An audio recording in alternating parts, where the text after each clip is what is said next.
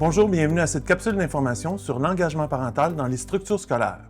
Cette capsule d'information, produite par le Regroupement des comités de parents autonomes du Québec, couvrira 3 aspects. Premièrement, pour les parents qui ne sont peut-être pas familiers avec le système d'éducation québécois, on va faire un tour d'horizon très rapide de comment est structuré le réseau de l'éducation au Québec. Ensuite, on va faire une liste détaillée de toutes les occasions d'engagement pour un parent dans les structures scolaires. Et finalement, on va faire un commentaire sur l'expérience de l'engagement parental en éducation. Je vais commencer en vous présentant 2 guides que le regroupement a produits dans les dernières années. Il y a un guide qui s'intitule « Mon engagement pour faire la différence », qui est essentiellement le contenu que l'on présentera aujourd'hui. Et il y a aussi un lexique de l'engagement en éducation, parce que lorsqu'on s'engage en éducation, on va rencontrer des termes, des acronymes qu'on ne connaît pas nécessairement, et puis ça peut parfois être intimidant. Alors, on a produit un lexique qui vient éclairer certaines des formules et des termes qui sont couramment utilisés dans le milieu de l'éducation. La réussite éducative d'un enfant, ce n'est pas seulement la responsabilité des enseignants. L'équipe école, la communauté, les parents aussi sont appelés à travailler ensemble pour favoriser le plus possible la réussite des élèves.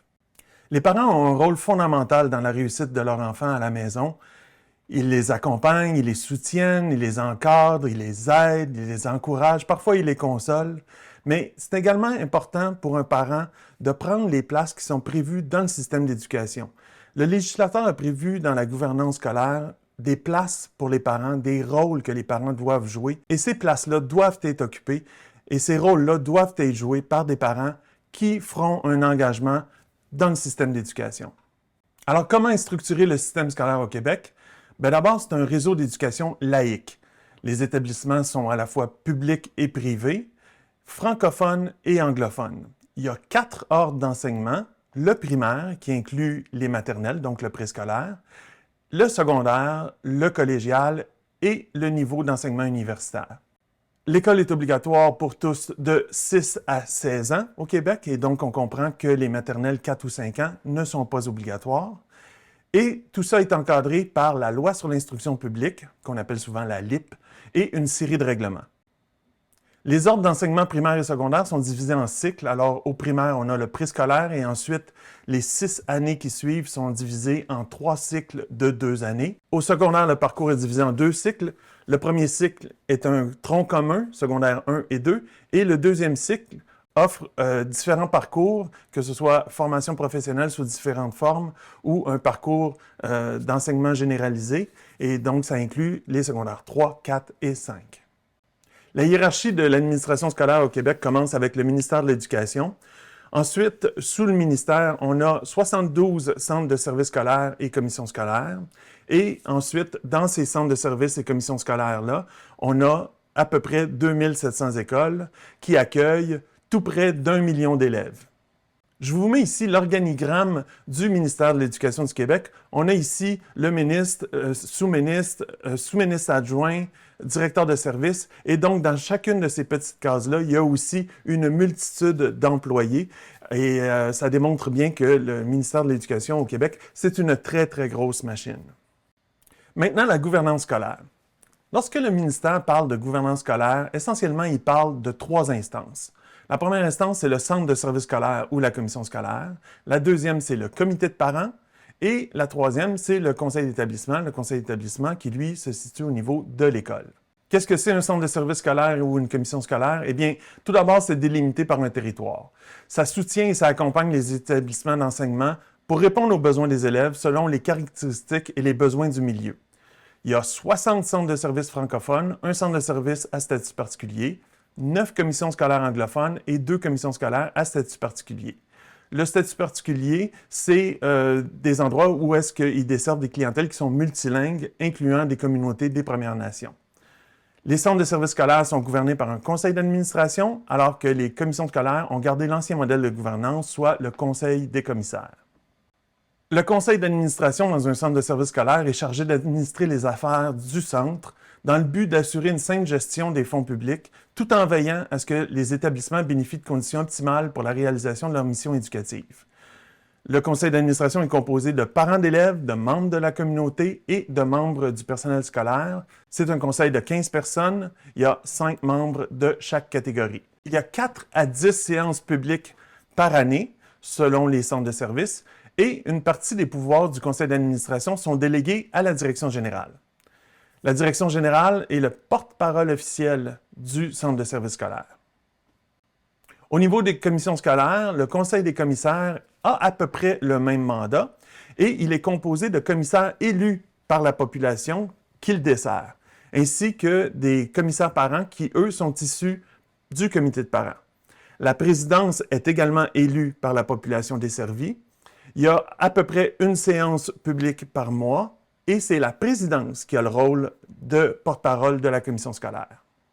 À partir d'ici, afin d'alléger un peu, on va parler seulement des centres de services scolaires. Mais ce qu'on va dire est aussi applicable aux commissions scolaires, sauf pour ce qui est de la désignation des membres parents au niveau du conseil d'administration.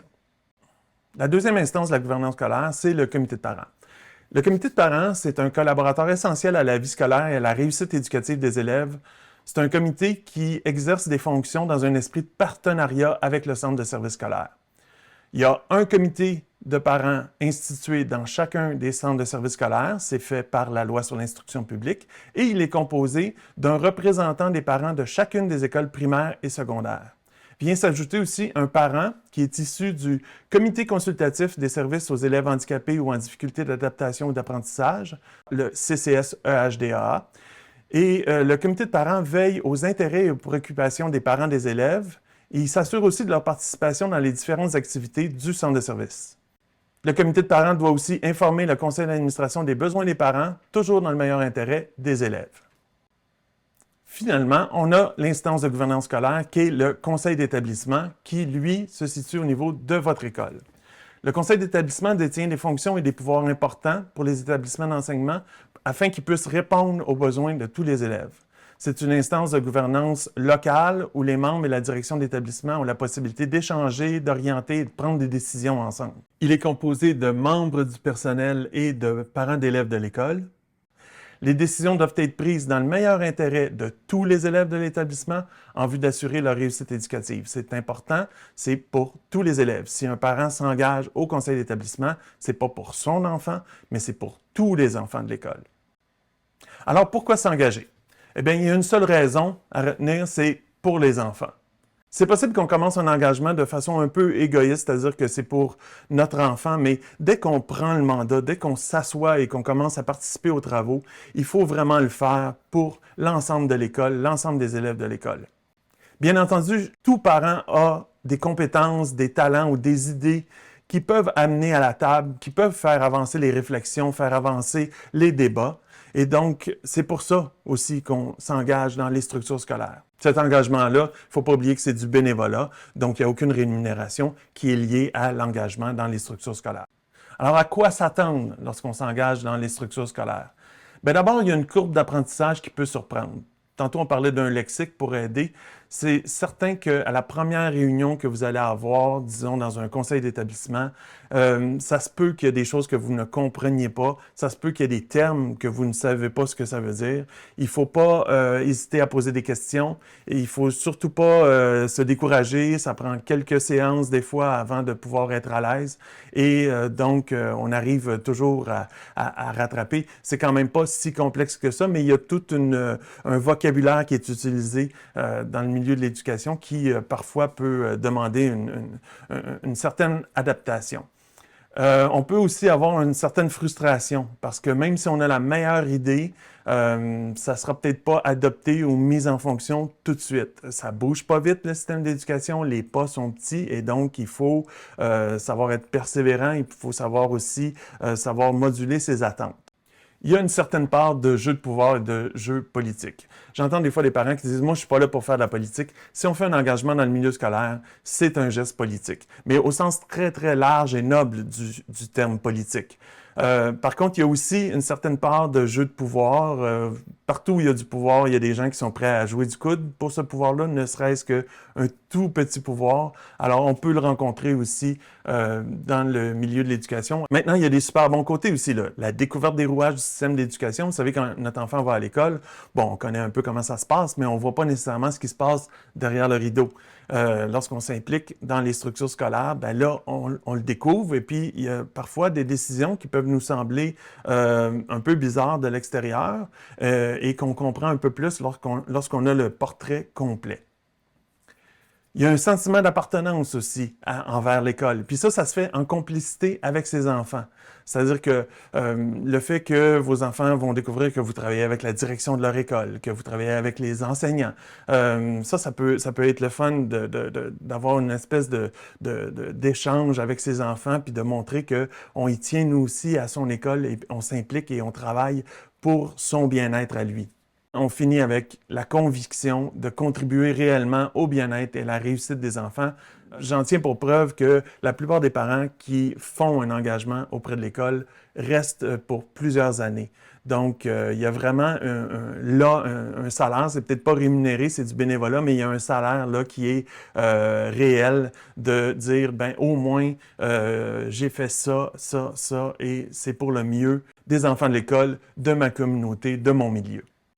Alors, comment qu'on fait pour s'engager dans le système scolaire?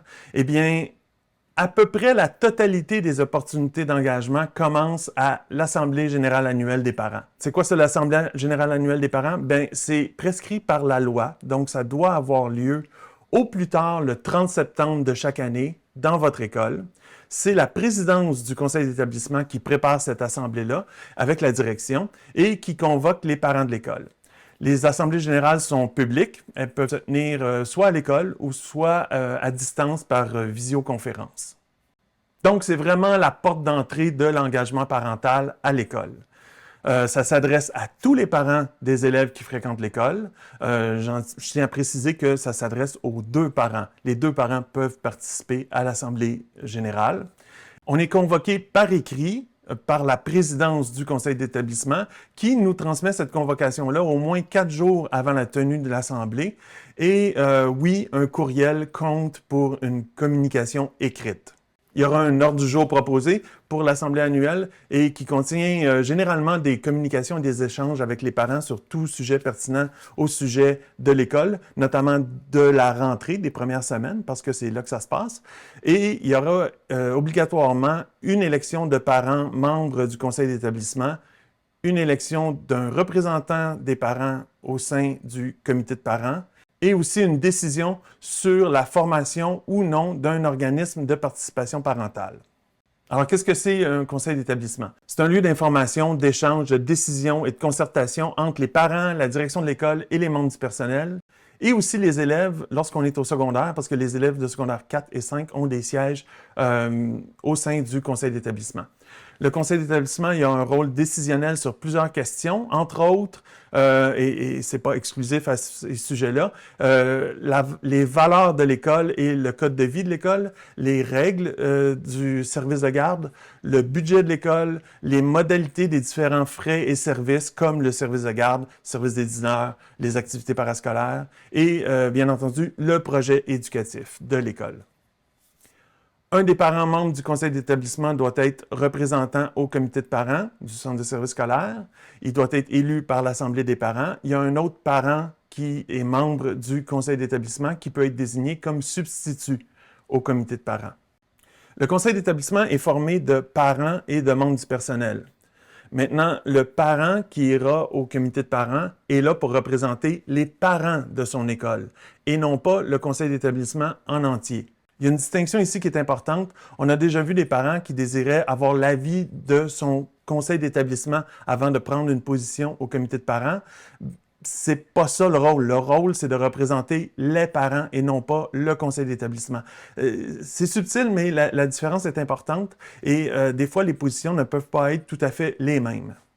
Le mandat au sein du conseil d'établissement est d'une durée de 2 ans. Habituellement, à chaque année, il y a à peu près la moitié des sièges qui sont réservés aux parents, qui sont pourvus par une élection. Ça peut changer s'il y a eu des démissions ou des désistements. Les membres du conseil d'établissement doivent obligatoirement suivre une formation offerte en ligne par le ministère de l'Éducation. J'en profite pour dire qu'il y a une autre capsule vidéo du RCPAQ qui est justement une introduction à cette formation obligatoire, qui est une bonne façon d'entrer en matière.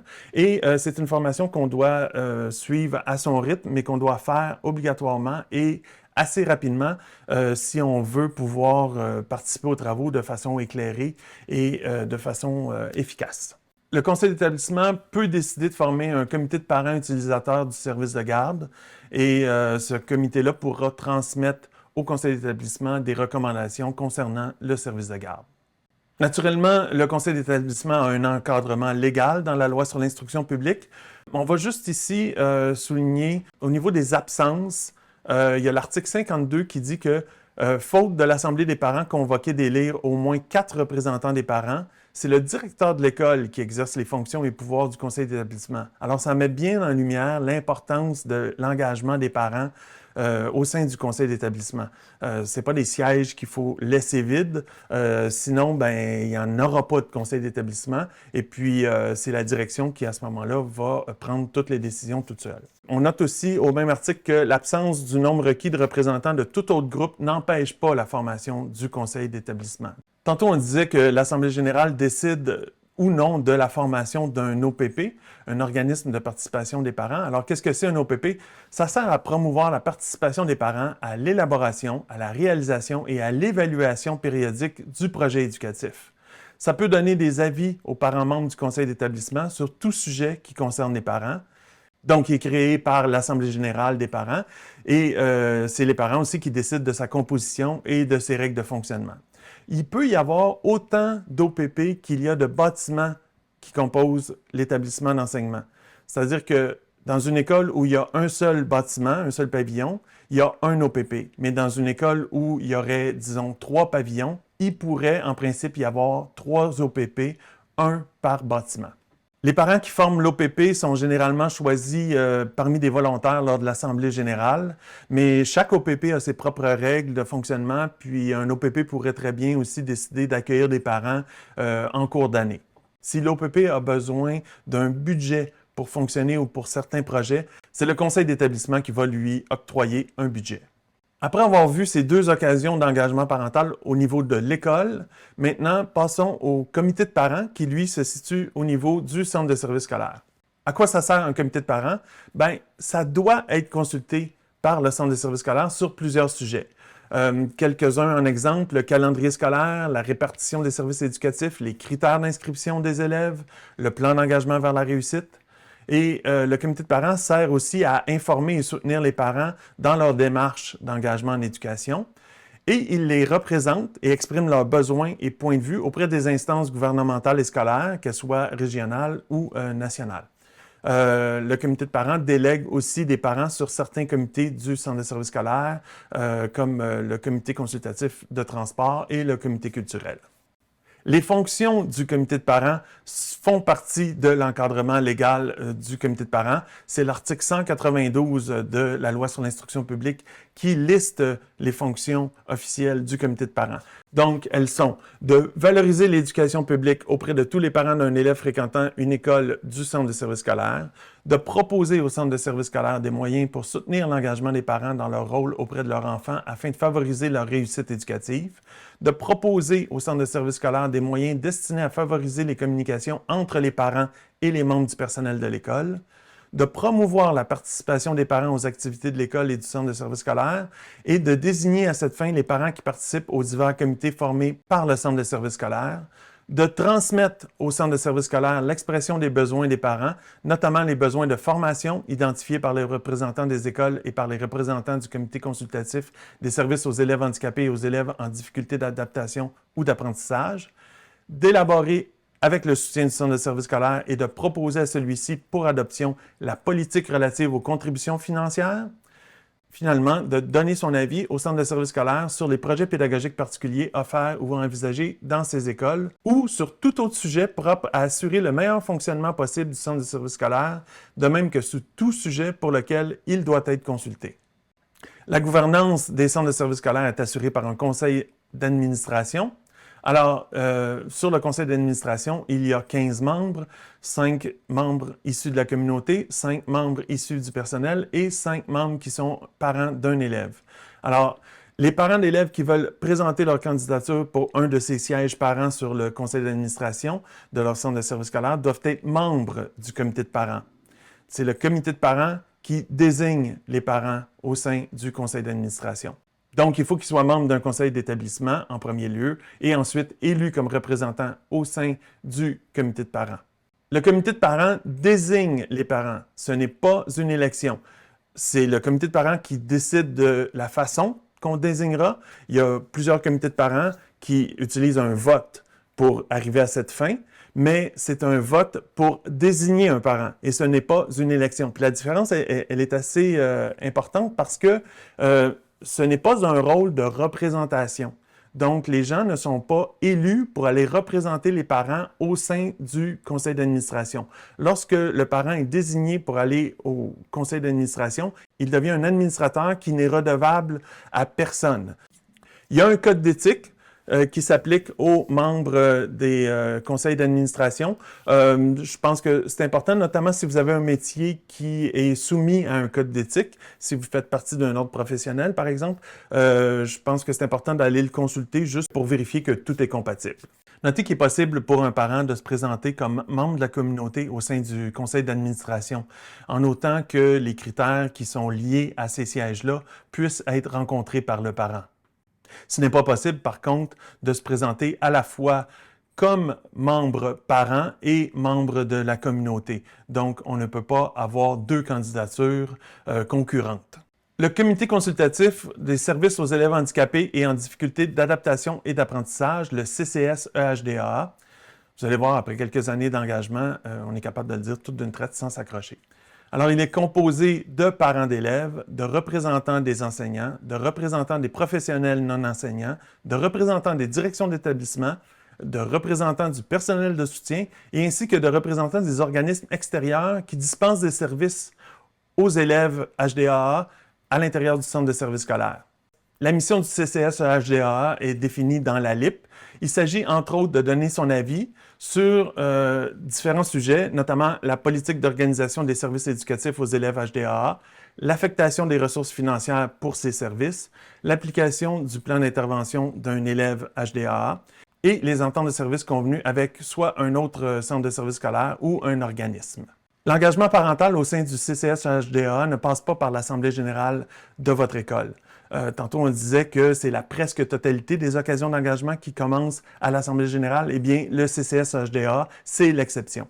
Les parents dont l'enfant ont un plan d'intervention recevront une convocation pour une assemblée du comité en début d'année scolaire. Allons-y maintenant avec quelques commentaires et quelques conseils sur l'engagement parental dans le système d'éducation. Qu'est-ce qui est important lorsqu'on s'engage dans le système d'éducation pour un parent?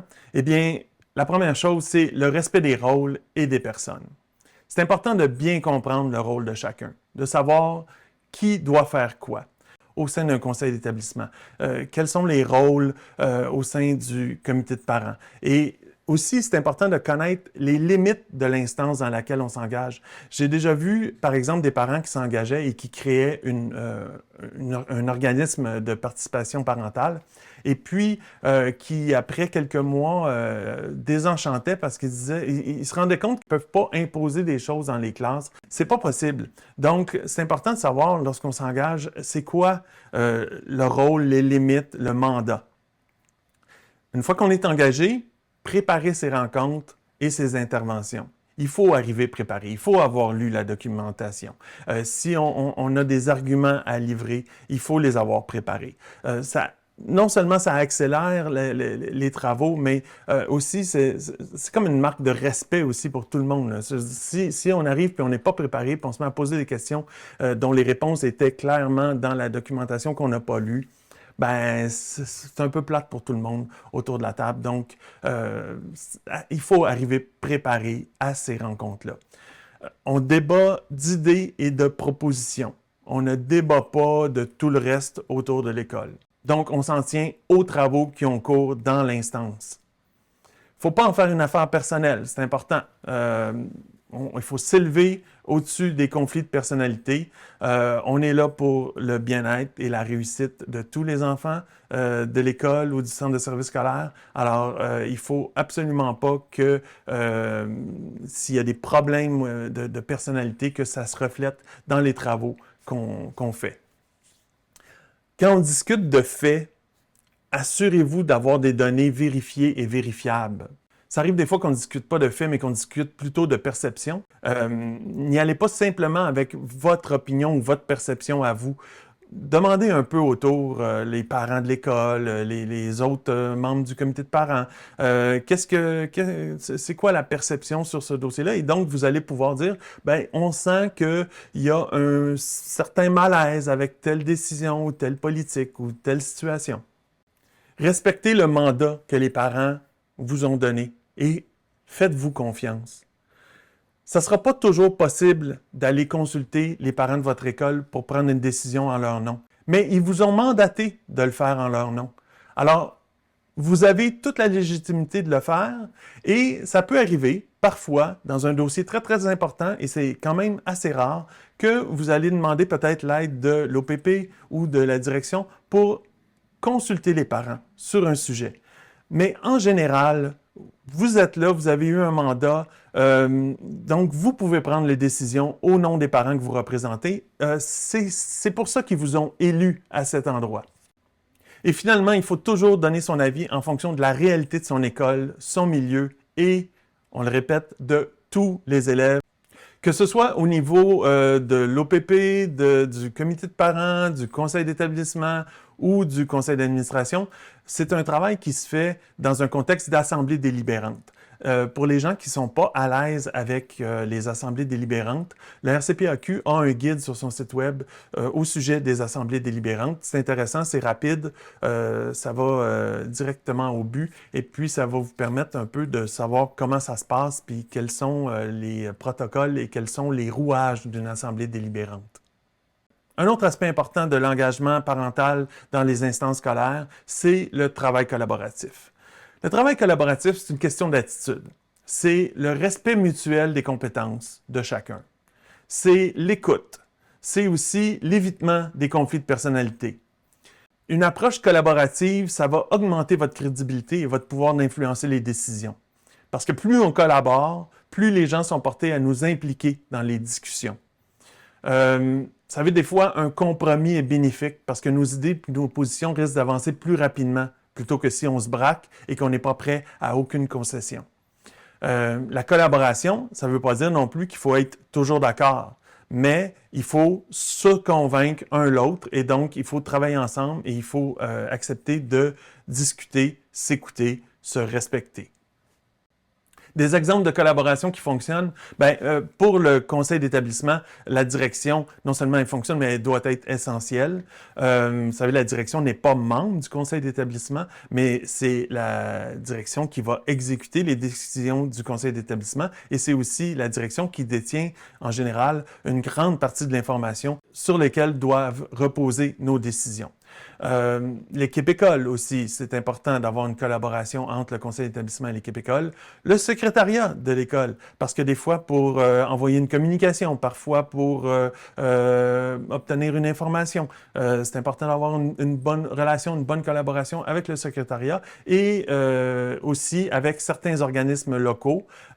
C'est important que le conseil d'établissement puisse avoir cette collaboration-là, puisque toute implication d'un organisme local au sein de votre école devra de toute façon passer par le conseil d'établissement. Le comité de parents, lui, doit travailler en collaboration avec la direction générale du centre de service scolaire. C'est important aussi d'avoir une bonne collaboration avec le CCS-EHDAA parce que il y a un parent membre du comité qui siège en tant que membre du comité de parents. Et sur certains dossiers qui concernent les élèves HDAA, c'est important d'avoir une bonne collaboration entre les deux comités. Les organismes régionaux aussi, c'est important d'avoir une collaboration avec, notamment certains organismes qu'on a dans certaines régions sur la réussite éducative. Donc, échange d'informations, peut-être partenariat pour organiser des conférences ou des événements. Le Centre intégré des services sociaux et de santé, ça aussi, ça peut être important pour certains dossiers. La municipalité et, bien entendu, le regroupement des comités de parents autonomes du Québec qui peuvent vous appuyer dans toutes les démarches et vous informer et vous accompagner dans votre engagement parental. Alors justement, si vous avez des questions, on vous invite à nous les faire parvenir par courriel à accompagnement@rcpaq.org. Je vous remercie de votre attention lors de cette séance d'information. Pour plus d'informations, plus de documentation, vous pouvez consulter notre site web, rcpaq.org. Et on termine en répétant que, bien entendu, les parents ont leur place dans le système d'éducation et que tout commence à l'Assemblée générale annuelle des parents de votre école. Alors, je vous invite à y participer en grand nombre.